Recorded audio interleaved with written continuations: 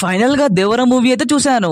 Theatre నుంచి బయటకు వచ్చినాక ఆ హైప్ తో చెప్తున్నా సినిమా అయితే వేరే లెవెల్ ఉంది మామ. ఇంకా వీడియోని లైక్ చేసి ఏదో ఒక కామెంట్ పెట్టి మన ఛానల్ ని సబ్స్క్రైబ్ చేయండి.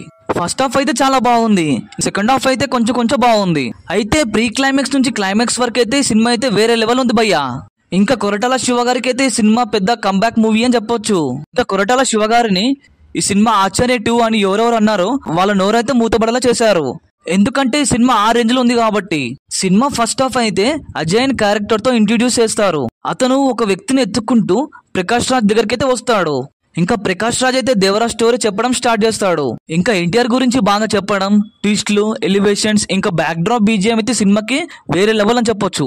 అసలు ఆ దీవి ఏంటి, ఇంకా మనుషులు చూపించడం, ఎన్టీఆర్ సైఫ్ అలీ ఖాన్ క్యారెక్టర్ ఇంట్రడ్యూస్ చేయడం, తర్వాత వాళ్ళ కొడుకుని క్యారెక్టర్ మెల్లమెల్లగా ఇంట్రడ్యూస్ చేయడం చూపిస్తారు. ఫస్ట్ హాఫ్ అయితే మొత్తం ఫ్లాష్ బ్యాక్ చూపించడం, ఇంకా సెకండ్ హాఫ్ లో అయితే మెల్లమెల్లగా ప్రెసెంట్ లో చూపించడం మనకు జరుగుతుంది. ఇంకా షిప్ లోంచి పెద్ద పెద్ద కంటైనర్స్ తీసుకోవడం, వాళ్ళ మధ్యలో జరిగే గొడవలు, ఇంకా ఒక్కొక్క సీన్ అయితే అలా మత్తులోకి తీసుకోబోతుంది. అండ్ ఇంకా shark scene, Devara fight scene, మళ్ళీ ఆయుధ పూజ ఫైట్ సీన్, ఇంకా వర క్యారెక్టర్ అయితే ఇరగదీశాడు. వర క్యారెక్టర్ దేవరకి కొడుకు. అయితే నేను అనుకున్నాను పిరికోడు కదా క్యారెక్టర్ డ్రాప్ అని, ఎలివేషన్ మొత్తం ఫాదర్ క్యారెక్టర్ కి ఇస్తారని అనుకున్నాను. ఇంకా వర క్యారెక్టర్ అయితే బాగా ఇంట్రడ్యూస్ చేశారు. అంతెందుకు భయ్యా, ఎన్టీఆర్ ఎంట్రింగ్ సీన్, ఇంకా టైటిల్ కార్డ్ సీన్ అయితే సినిమాకి పిచ్చెక్కిపోయింది. ఇంకా జాహ్నవి కపూర్ ఉంది కొంతసేపే గానీ తన యాక్టింగ్ ఇంకా డైలాగ్ తో అందరినీ ఆకట్టుకుంటుంది. ఇంకా కొన్ని సీన్స్ అయితే సింహాద్రి రేంజ్ లో చూపించారు. ఇంకా ఎన్టీఆర్ ఫ్యాన్స్ అయితే థియేటర్ లో రచ్చ చేశారు భయ్యా. అరే అన్ని పాజిటివ్ చెప్తున్నావు, నెగిటివ్ ఏం లేవంటే ఉన్నాయి. అక్కడక్కడ స్టోరీ డౌన్ అయ్యి మళ్ళీ ట్విస్ట్లు, ఆ టర్న్స్ అయితే వేరే లెవెల్ ఉంటాయి. ఇంకా కొన్ని సీన్స్ లో ఏమీ లేకపోయినా మన అనిరుద్ధ్ ఇచ్చిన బ్యాక్గ్రౌండ్ మ్యూజిక్ అయితే సినిమాకి పిచ్చి లేచిపోయిందని చెప్పవచ్చు. ఇంకా చుట్టుమల్లే ఆయుధ పూజ సాంగ్ అయితే బీజిఎం కి అయితే అదరగొట్టేశారు.